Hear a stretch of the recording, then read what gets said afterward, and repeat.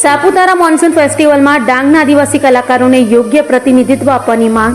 ડાંગની ધરતીના મૂળ આદિવાસી કલાકારોને મંચ અને સન્માન કેમ નહીં? સાપુતારા મોન્સૂન ફેસ્ટિવલમાં અન્ય રાજ્યો તેમજ ગુજરાતના વિવિધ જિલ્લાઓના કલાકારો અને તેમની કલાકૃતિઓને મંચ અને સ્થાન આપવામાં આવ્યું છે, ત્યારે ડાંગની ધરતીના મૂળ આદિવાસી કલાકારોને યોગ્ય પ્રતિનિધિત્વ કેમ આપવામાં આવતું નથી તેવો સવાલ સ્થાનિક કલા ક્ષેત્રે ઉઠી રહ્યો છે. ડાંગ જિલ્લો તેની સમૃદ્ધ આદિવાસી સંસ્કૃતિ, લોકનૃત્ય, લોકસંગીત, પરંપરાગત વાદ્યો અને કલાકૃતિઓ માટે આગવી ઓળખ ધરાવે છે. આવી અનોખી સાંસ્કૃતિક વિરાસત ધરાવતા ડાંગમાં અનેક સ્થાનિક કલાકારો પોતાની કલા અને પરંપરાને જીવંત રાખવા માટે સતત કાર્યરત છે. સાપુતારા ગુજરાતના મહત્વના પ્રવાસન સ્થળોમાંનું એક છે અને મોન્સૂન ફેસ્ટિવલ જેવા મોટા મહોત્સવમાં દેશ વિદેશના પ્રવાસીઓ આવે છે. આવા મંચ પર ડાંગના સ્થાનિક આદિવાસી કલાકારોને પોતાની પરંપરાગત કલા રજૂ કરવાની તક મળે તો ડાંગની સંસ્કૃતિને વધુ વ્યાપક ઓળખ મળી શકે છે અને સ્થાનિક કલાકારોને પણ પ્રોત્સાહન મળશે. અન્ય રાજ્યો અને જિલ્લાઓના કલાકારોનું સ્વાગત થવું જોઈએ, પરંતુ તેની સાથે ડાંગના મૂળ આદિવાસી કલાકારોને પણ સમાન તક, મંચ અને સન્માન મળવું જરૂરી છે. આ સવાલ માત્ર કલાકારોને તક આપવાનો નથી, પરંતુ ડાંગની ઓળખ, આદિવાસી સંસ્કૃતિ અને પરંપરાગત લોકકલાના સન્માનનું છે. સ્થાનિક કલાકારોની લાગણીને ધ્યાનમાં રાખી સાપુતારા મોન્સૂન ફેસ્ટિવલના આયોજકો તથા સંબંધિત વિભાગો આગામી કાર્યક્રમોમાં ડાંગના આદિવાસી કલાકારોને યોગ્ય અને પ્રાથમિક પ્રતિનિધિત્વ આપે તેવી સ્થાનિક કલાકારો અને કલાપ્રેમીઓ દ્વારા અપેક્ષા વ્યક્ત કરવામાં આવી છે.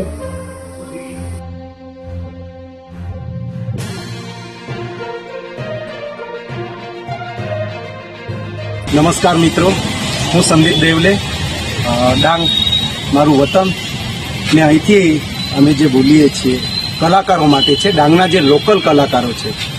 હાલ મોન્સૂન ફેસ્ટિવલ ચાલી રહ્યો છે, તેવી જ રીતે દરેક ફેસ્ટિવલ અહીંયા આવે છે, ડાંગ દરબાર આવે છે, તથા ઋતુવાઇઝ સાપુતારામાં તથા સરકારી પ્રોગ્રામો થાય છે.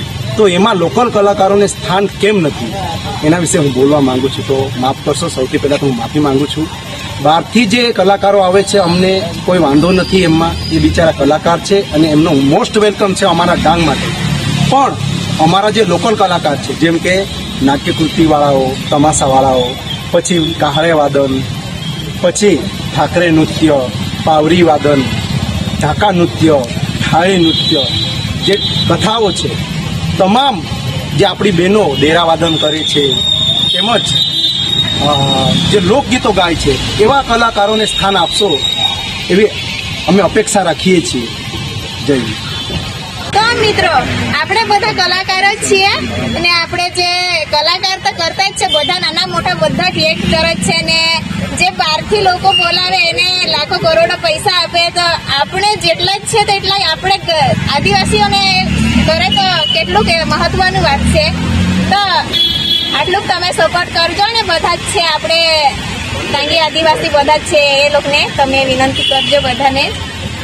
તો મિત્રો, તમે બહારથી કલાકારો બોલાવો છો, અમને કંઈ પ્રોબ્લેમ નથી, પણ ડાંગમાં આટલા બધા ક્રિએટર હોવા છતાં તમે ડાંગના ક્રિએટરોને મોકા નહીં આપો તો આ ખોટી વાત છે. એટલે તમે ડાંગના ક્રિએટરોને પણ એક મોકો આપો, કેમ કે ડાંગવાડામાં બધી કલા છે, એટલે તમે પ્લીઝ એમને પણ મોકો આપો.